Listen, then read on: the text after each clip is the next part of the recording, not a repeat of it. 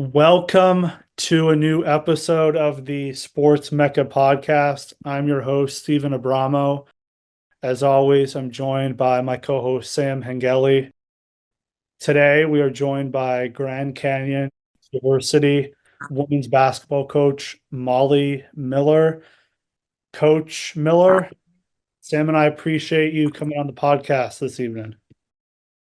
Yeah, thanks for having me. It's fun to talk hoops in the off season.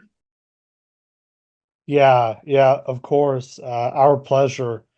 So, to start, I have to ask, you guided the Lopes to 24 wins last season, which is the most since GCU became a D1 program. What are your overall thoughts on the success of last season and taking the program to another milestone in the future?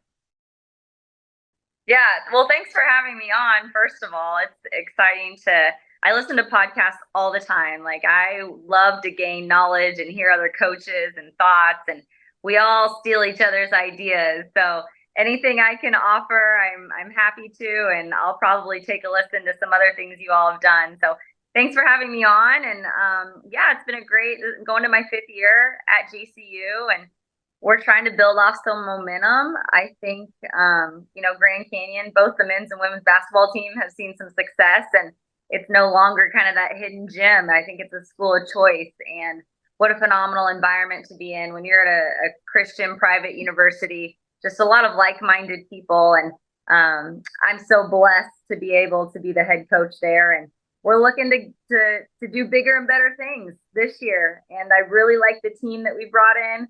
We've mixed in a couple of veterans with some great gets from the portal, and we spent about 3 weeks with them right now, and for our summer access. So I'm trying to kind of figure out the pieces and what our team could potentially look like for next year. Yeah. So you reached all time. This is all time. You reached 250 all time wins as a college coach last season. This adds from your time at the D2 level and then at Grand Canyon. Just talk about that achievement that you were able to accomplish last year. Gosh, well, I can't take too much of the credit because I've never shot a basket or taken a charge to contribute to any of those wins. But the people around me, I feel like I've got one of the best staffs that we could assemble here. Great minds and great human beings, high character people around me. And that's half the battle, I think, is going to work with people you love that you can call your second family. So I'm really blessed to have a great staff and have just been surrounded by phenomenal players.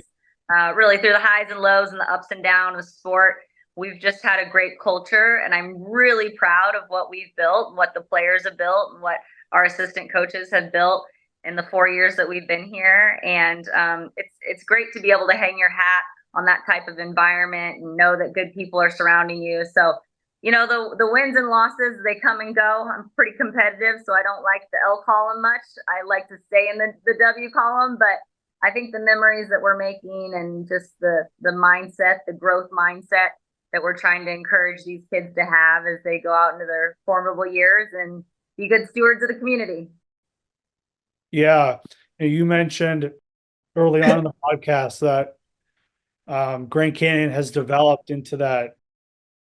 It was a hidden gem, and now it's starting to gain more and more traction. Just for Sam and I, we watched Grand Canyon a few times. Obviously, the men's team playing the NCAA tournament this year.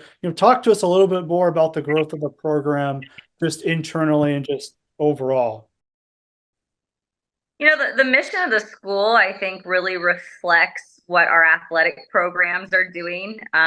They say iron sharpens iron. It's hard to keep up with all the programs that are winning around here. Conference championships, regional championships, making to the NCAA tournament and winning there. And I just think that it's a culture that's been set by great people and administration. We have a president that values athletics, and that is evident in kind of the resources and the commitment to every athletic program at GCU. And I think that can really be the window of the university.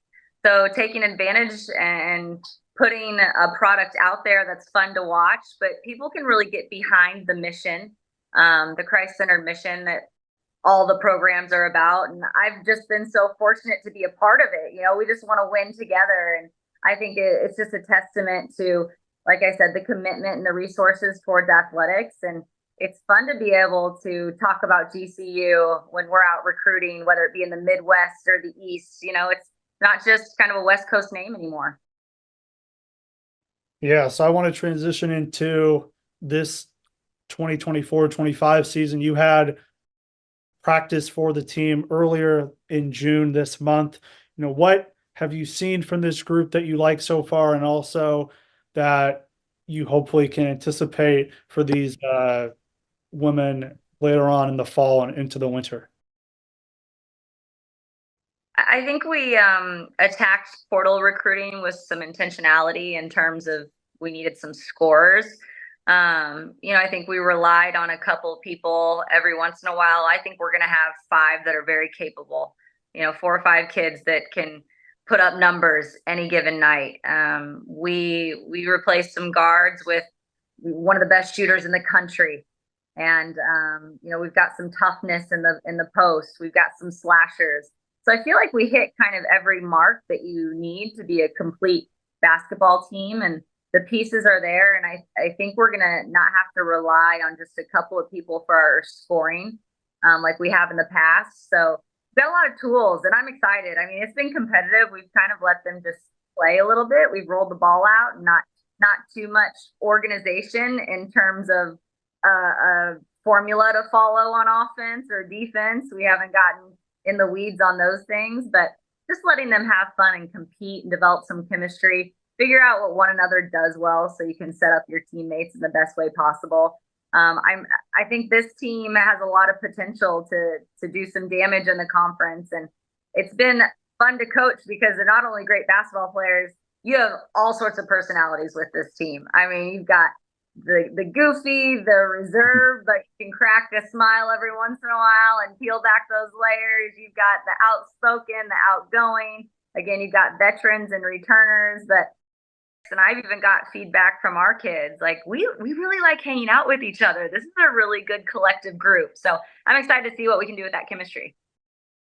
For the new portal players and freshmen that come in, and this is not just for this season, but ever since you got to GCU, what do you tell them, like, once they get to the program and get starting to acclimate with the culture of GCU?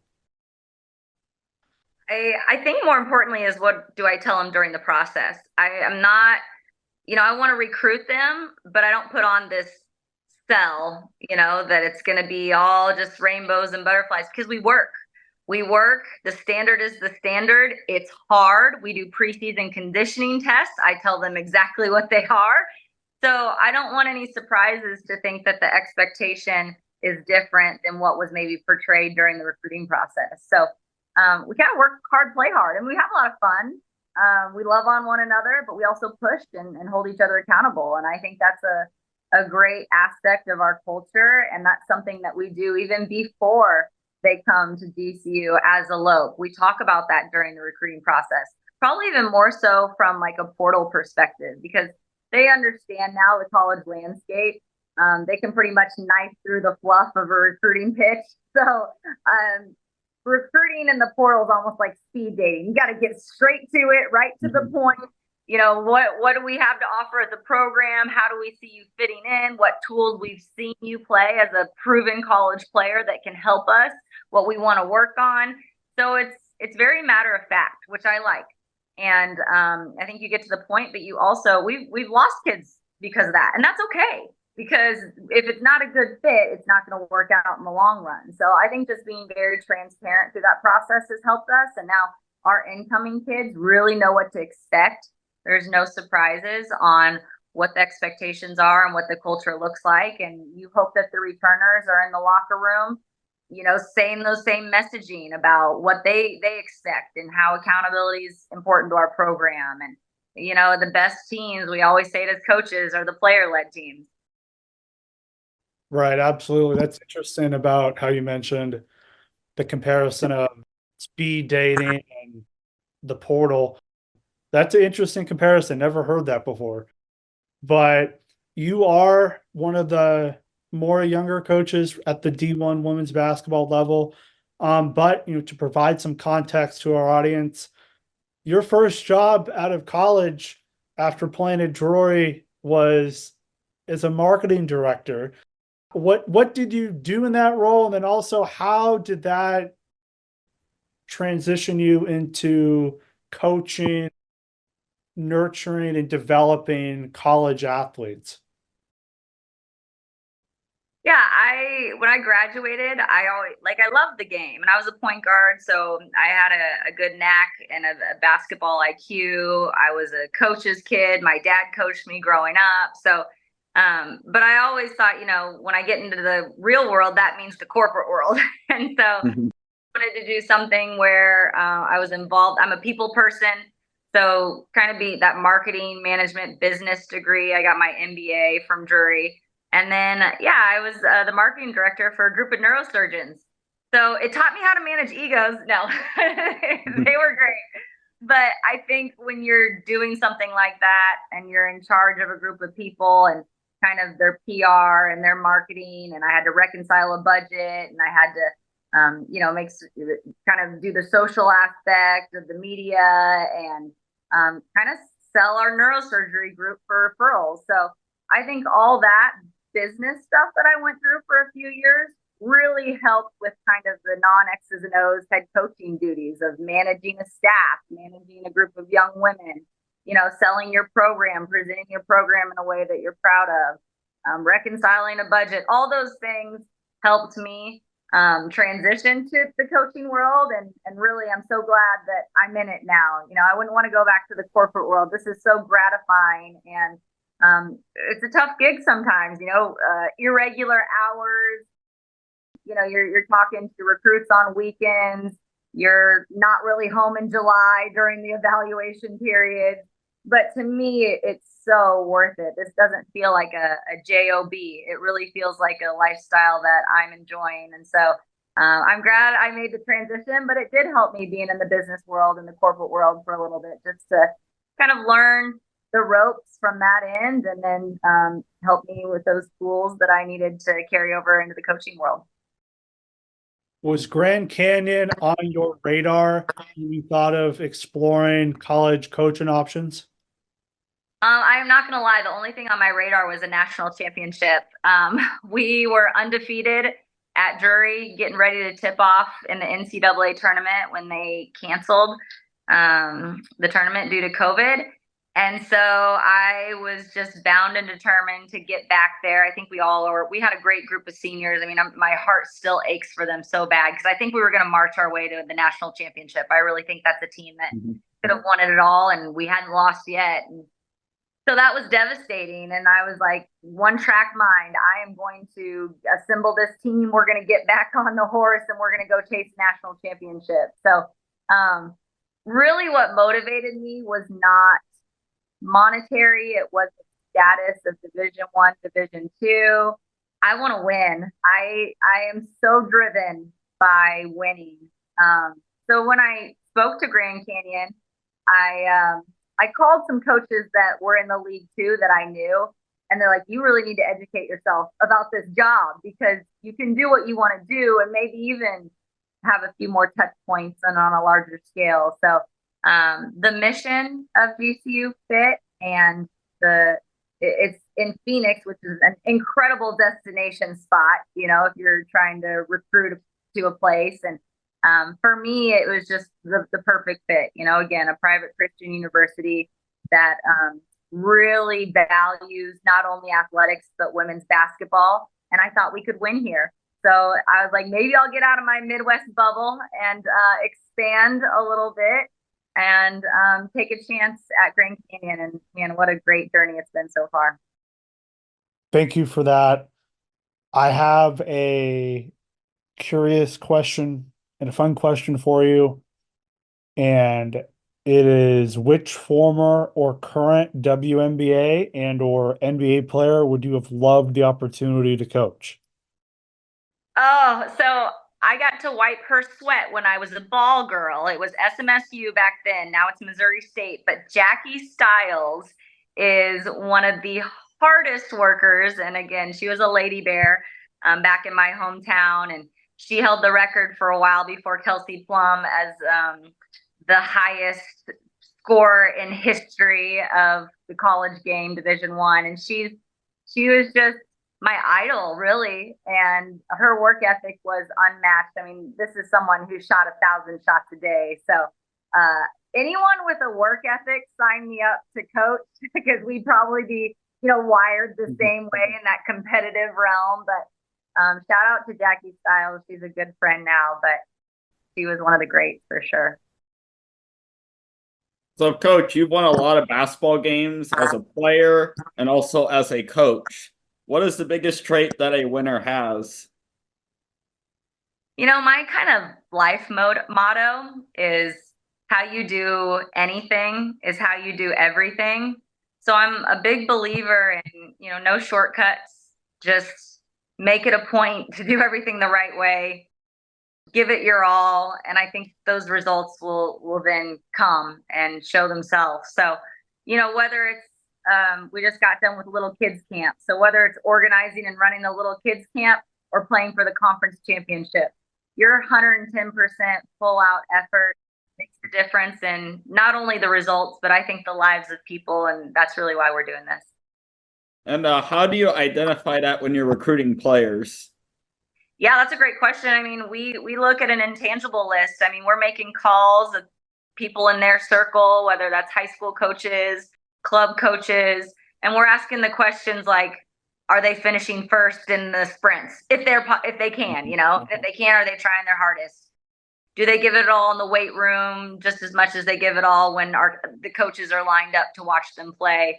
Those intangibles we really focus on to see kind of the character of the kid and if they're built the way we want in order to succeed in the program. And sometimes that's tough. And but we are very diligent, I think, as a staff of just, again, we might be slower to offer, but the process is important to us so we can make sure it's a good fit on both ends. You were a coach at Drury University, a D2 program. I actually went to Emporia State, was a college athlete there as well, and I'm very familiar with the Division 2 level. But what was the transition like going from Division 2 to Division 1?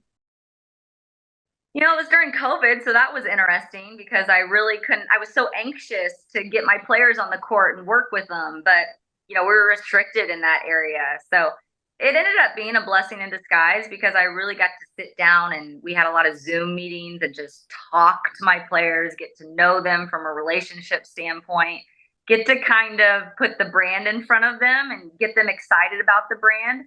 I was pretty convicted to the way we play defense, which is kind of up in your face, lots of pressure style.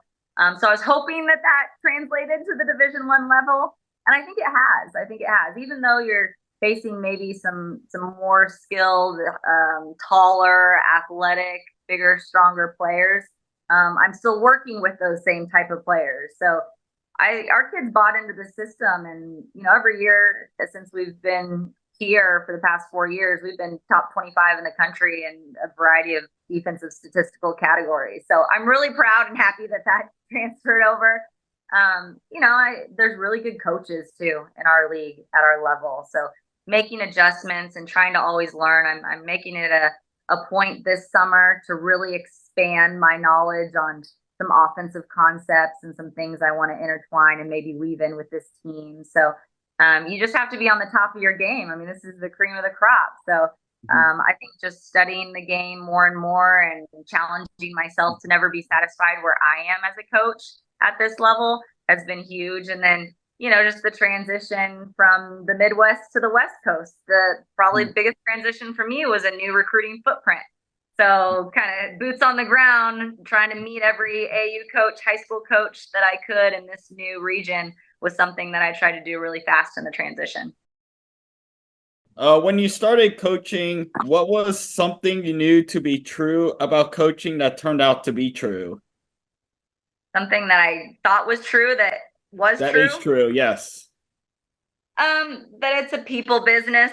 Everyone says it, but really, if you want results, they'll follow and get there because of the relationships you've built. And I think even when I became a mom, that flipped for me. But almost every single year, I realize more and more how important that is.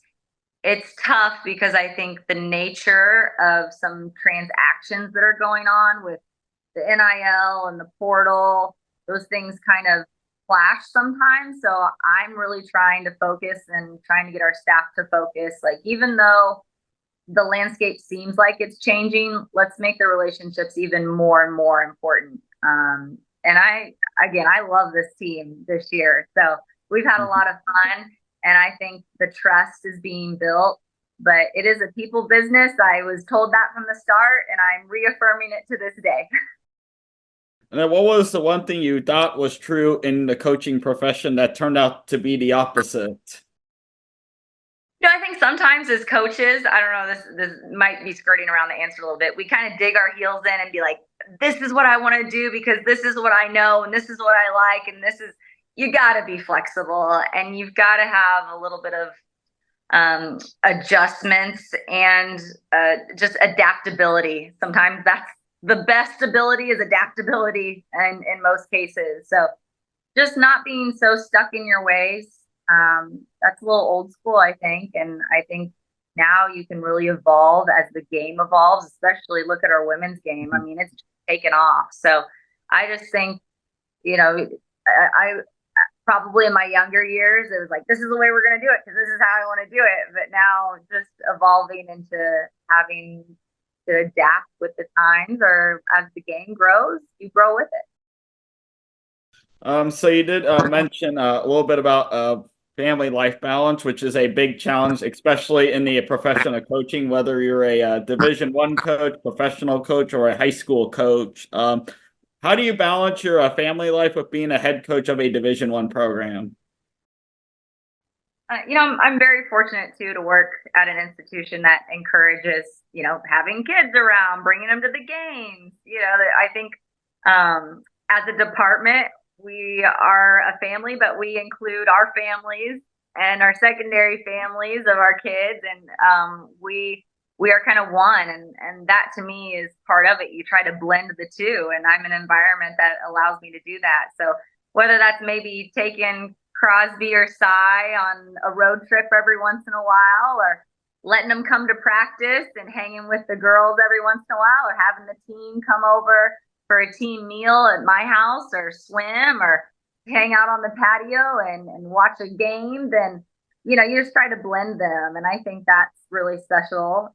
No other job really are you kind of doing that, where my daughter's looking up to my team as big sisters and role models and wanting to be them someday. And to me, that makes all the time and effort that you put into your work, that makes it worth it, So we might be away a little bit more or consumed with our job and irregular hours, but the benefit of having my kids around, having my basketball kids around my kids, I think that's just special. And you can't do that in many jobs. And I've just seen my family benefit from it so much.